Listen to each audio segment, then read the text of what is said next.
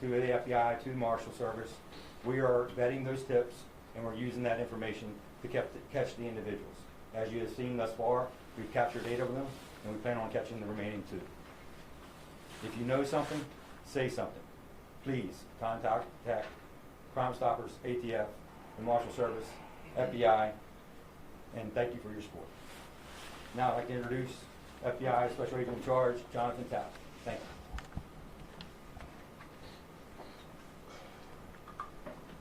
Good morning, folks. Thank you, Chief. I'm Jonathan Tapp, Special Agent in Charge of the FBI here in New Orleans. Today marks day 13 in our search for escapees Antoine Massey and Derek Rouge, and we want you to know that we will find them. The FBI remains committed to supporting our law enforcement partners to recapture these dangerous inmates. The FBI has utilized every resource at our disposal to locate and apprehend the remaining 2 fugitives. Agents and analysts have been working every day to ensure that credible leads are pursued with urgency. And that's not just here in New Orleans, but across the country. What we need from you, the public, is to continue to give us leads. If you think you've seen either of these men or have any information, call 911, call Crime Stoppers, call 1-800-CALL-FBI. You can submit a tip at fbi.gov/New Orleans Fugitives, but please report any information. We're also announcing that we, the FBI, are increasing our potential reward per inmate, Massey and Rouge, from $10,000 to $20,000 with our partners. We want you to know the FBI handles every lead with discretion, and we do our utmost to preserve anonymity.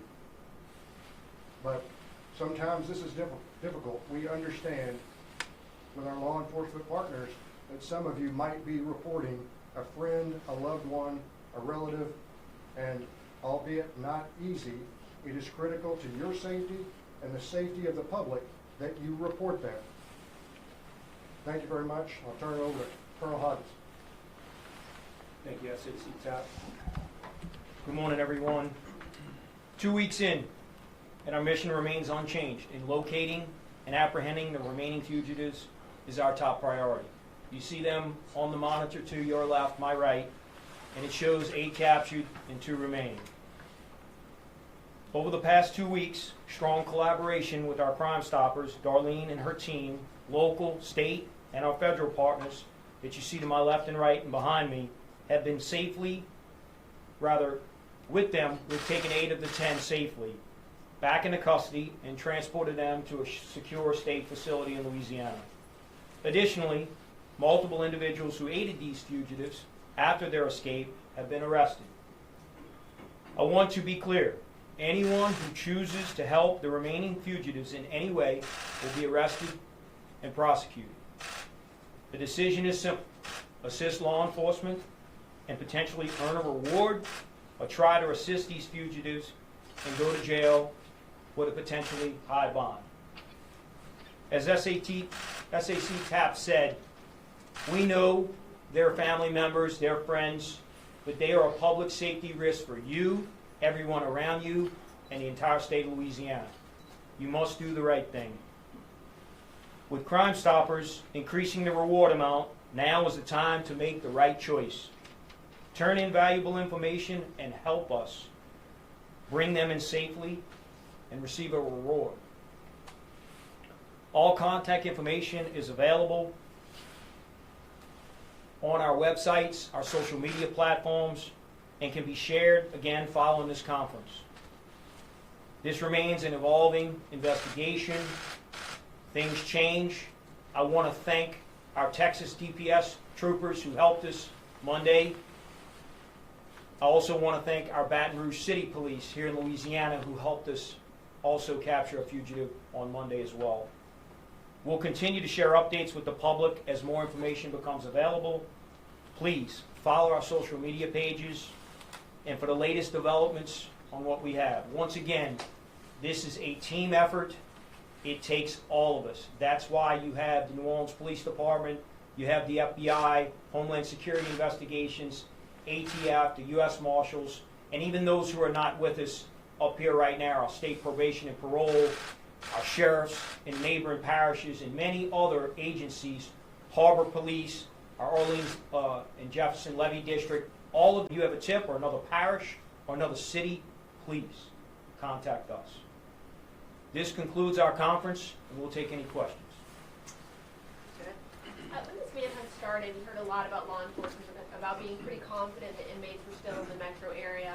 We now know, 2 arrests in Texas, 1 in Baton Rouge. So, do you guys have any idea geographically about where Derek Rose and Antoine Massey are today? So once again, we have some strong leads, but these remaining 2 fugitives, they have help, and therefore they move. And sometimes they move outside New Orleans, outside Louisiana, because they have help. And at this time, we're confident that we're closing in on the remaining 2 escapees, and that we should have them in custody soon. But law enforcement is patient, but more importantly, we're resilient. And although they're going to get tired and frustrated as they try to move around Louisiana or move around the metropolitan area, they know the walls are closing in, and very soon we'll have them in custody. So you do think they're in the Louisiana metro area? We're confident that we have strong investigative leads as to their whereabouts. But we still need the public's help, because as soon as we get one lead, then they relocate to another place, whether that's a home or business or public area, and it's the information is only as good as the public continuing to call Crime Stoppers, ATF, FBI, the State Police Fusion Center, the Marshal Service, HSI, NOPD, all the agencies here. You think it may be something incredibly small, or you may be not certain, just make the call. Let us vet it.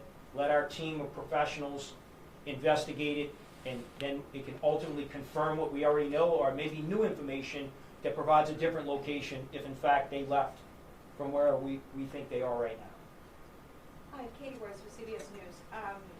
It's something that's come up from our viewers around the country is concerns about, you mentioned loved ones, relatives calling in, making the tough call to provide tips. But some people are concerned, are family members conspiring with these fugitives to receive money, and everyone benefits from the escape? And the second question is, you mentioned 3 tipsters so far have been paid rewards. How much has each person received?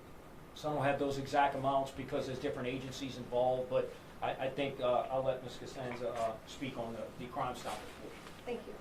So for the Crime Stoppers portion, the available funds was $10,000 plus the ATF funds included with that. And that's strictly on 3 different cases. And as far as rewards that's been paid, we've only paid 1 reward today. The others will be paid shortly. And as far as the alleged, conspiracies, concerns about family members benefiting financially from this escape? Well, I think the bigger concern, and I'm not trying to answer your question, is public safety. If you're concerned about your loved one, I can't imagine what it feels like to have to call the police and say, my son is here, my brother is here, my cousin is here, but they are a risk and have proven that they're a risk because they were already incarcerated for charges, violent charges, and now they're escaped. And they have an opportunity to come to court and to, again, well, some of them just need to be relocated, and the census have already been done with the remaining 2. But with that being said, I think the public safety is the bigger concern, because once you leave outside of your home, you're around everyone else. And I think it would be unthinkable if these 2 individuals hurt someone else and you knew about it, you would feel really bad. So with regard to the money aspect of it, I just think it's the right thing to do. And if you receive a reward, that's outstanding. That's why we appreciate the partnership with Crime Stoppers. But it must lead to an arrest, and we just encourage people to continue calling. Yes, sir. At the peak of this, 700 tips were coming in. Were tips starting to dwindle? Is that part of the reason why the increase in the reward for information leading to an arrest? I would say that any time that more days pass by, the fugitives can have other opportunities because there's more people that can help them. And with regard to obviously the conference was to let them know that there's an increased amount, because we know the importance of bringing these last 2 back into custody and the public safety risk. I don't think that the tips have decreased. We hope with these new reward amounts that they increase even more than what we've had. However, they move and they change. So the information that you call and provide is only good for a short amount of time. And therefore, we need additional leads and additional calls and tips to help the public. So I believe that we will get more tips, and that's, I believe, part of the plan. We appreciate our business community and those who are part of our Crime Stoppers board, Norman who's here representing with Darlene as well, and our community that comes together as a whole, realizing it's everyone's safety is at risk here and not just one particular city. And if I may, a quick follow-up. I know in the case of Mr. Van Buren, who was captured in Baton Rouge PD said that he appeared to have changed his appearance, his hairstyle. Are you all concerned that any of the remaining fugitives have changed their appearance? Well, I mean, certainly, again, as more time passes, things change. People could change their appearance. We believe that we have good information, whether they change their appearance or not, but that's common amongst most fugitives. Obviously, they're going to change clothes. They may change facial hair, may change their hair on their head and things like that to put a ball cap on, different clothes and things like that. But we understand Baton Rouge was, and I just want to thank them again, Chief T.J. Morse and his officers for helping us, as well as Texas DPS and Colonel Freeman Martin, who provided 2 in Texas and 1 here. And yes, they sometimes change appearances. Y'all saw in the photographs. And I think they could change appearance again. So I think the public, if you just look at the photographs to your left up on that board and look very closely, probably not changing their eyes and their nose and their smile. So I would just focus on those things. And we're confident that family members and friends have seen them, know where they are, and could really reach out to us based on that, and not be easily, how you want to say, distracted by a change in hair or on the head or face. Okay. The Orleans Justice Center, it's only a decade old. Obviously, there were some serious structural failings with the escape itself. There have also been a number of problems since the escape actually happened. I know the Sheriff's Office isn't here today, but can any of y'all speak to why a decade-old state-of-the-art facility is in such shambles? So our focus today on this conference is obviously to make the public aware that the reward has increased, and the reward is directly related to the apprehension of the remaining 2 fugitives and escapees, to bring them back in custody. We're not going to comment on the jail or any conditions prior to. We're just looking forward. We have 8 captured. We have 2 more remaining, and that's what we need the public's help with. There'll be a time later that you'll be able to ask those questions, but this conference is specifically geared to those 2 fugitives who remain at large. Ms. Darlene, can you just reiterate and walk us through, for people that want to bring in tips to see the inmates, what's the next step? And have tips helped with those that were aiding and abetting, like finding out who was actually part of the fugitives' escape? So I'll say that we've gotten tips on all different things. So we've gotten tips on certainly on the fugitives, where they may be, who they may be with. Certainly certain tips have helped and assisted law enforcement to make the apprehensions of 3 of the individuals. As far as the other individuals who are aiding and abetting, yes, we've gotten information from those folks. What we're telling you is that you need to go ahead and make sure that you contact us. You receive a tip number when you call Crime Stoppers. You're able to update your information, and believe me, many of these tipsters are. Send us the update. Send us what you're seeing on social media. All of that is, again, combined and vetted by law enforcement as they build, as they work the puzzle of this. But at the end of this, we will hope that one person, at least one tipster's information, will lead to that arrest. And with regards to the volume of tips, when we first started out, remember, we had 10 folks that we were looking for, went down to 8. Certainly that volume was affected by the number of individuals who were out there. We look at every individual as a case. So we're now down to 2. I now 100% agree with the Colonel that we are going to see an increase with this huge reward of people sending information. We want you to be part of the team. That's why we're standing here asking you to be part of the team and part of the solution. Thank you. So can you say which 3 have been apprehended, like thanks to tips? We're not going to discuss that. Just know 8 are in custody at a secure facility here in the state, and then we have 2 remaining. Okay. And we just want to focus on those 2. If your question pertains to the rewards, will be allocated accordingly once they go through the protocols. Crime Stoppers has been in business for almost 50 years. they're very successful for a reason, because they pay on the rewards which match an arrest, and they do it anonymously. So I think the public can feel confident that if the information that you provide does in fact lead to an arrest and a conviction, it will be in good position to provide our partners here, FBI, ATF, and Crime Stoppers will provide those rewards.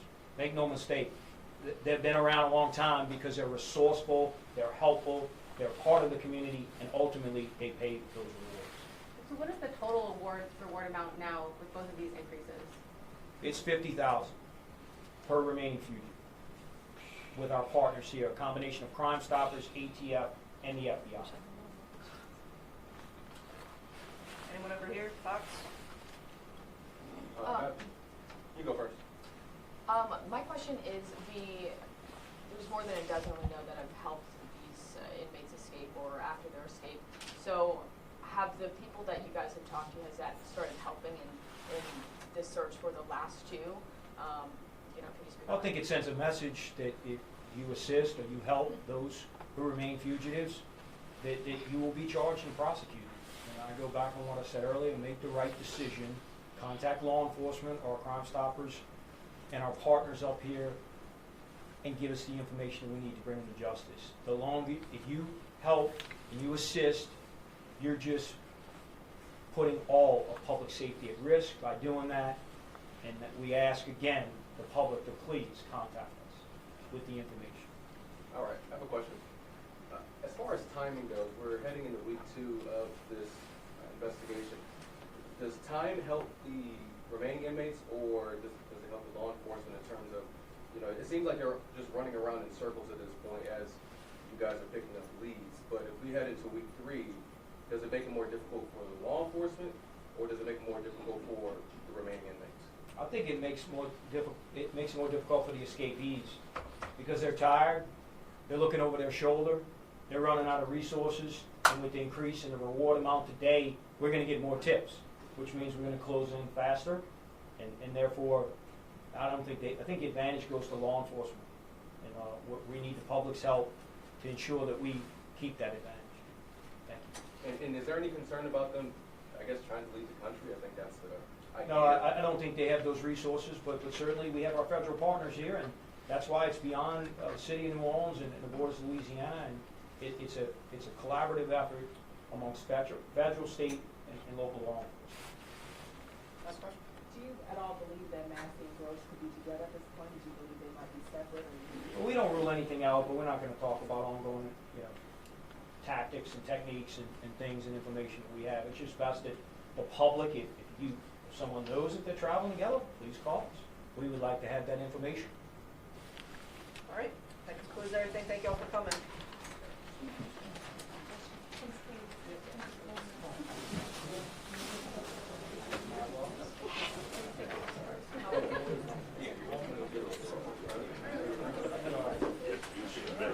Thankfully, we have good air. Look at him, just messing up people's shot.